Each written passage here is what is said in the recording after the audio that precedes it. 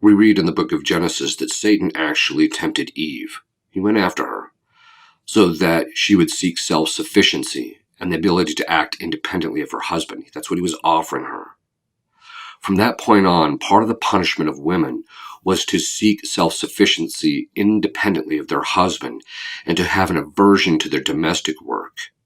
The fact that they were dependent on their husband, they have an aversion towards it, rather than seeing it as a form of providence in which men provide for them so that they can take care of their children, which is their natural inclination. This tendency after, which is part of the punishment of Eve and all women after Eve, this tendency towards having that aversion is a real thing.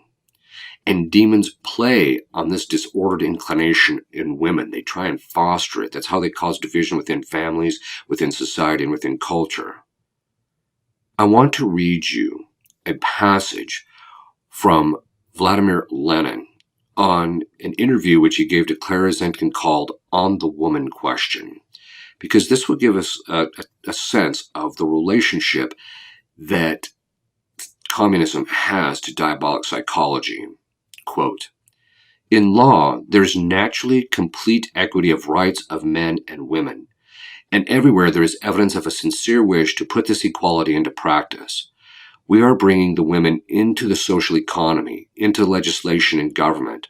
All educational institutions are open to them, so that they can increase their professional and social capacities. We are establishing communal kitchens and public eating houses, laundries and repairing shops, nurseries, kindergartens, children's homes, educational institutes of all sorts. In short, we are seriously carrying out the demand in our program for the transference of the economic and educational functions of the separate household to society.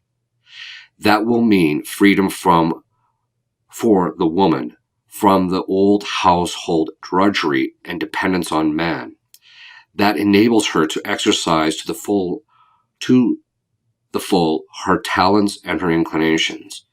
The children are brought up under more favorable conditions than at home. We have the most advanced protective laws for women workers in the world, and the officials of the organized workers carry them out. We are establishing maternity hospitals, homes for mothers and children, mothercraft clinics, organizing lecture courses on children care, exhibitions teaching mothers how to look after themselves and their children, and similar things. We are making the most serious efforts to maintain women who are unemployed and unprovided for." Unquote.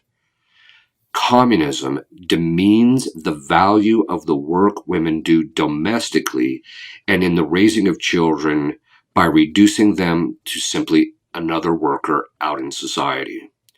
Women are then seen for their material contribution to society and reduced to an economic consideration rather than to their spiritual, moral, and educational value in raising their children and providing of a home life that brings joy to her, her husband, and her children.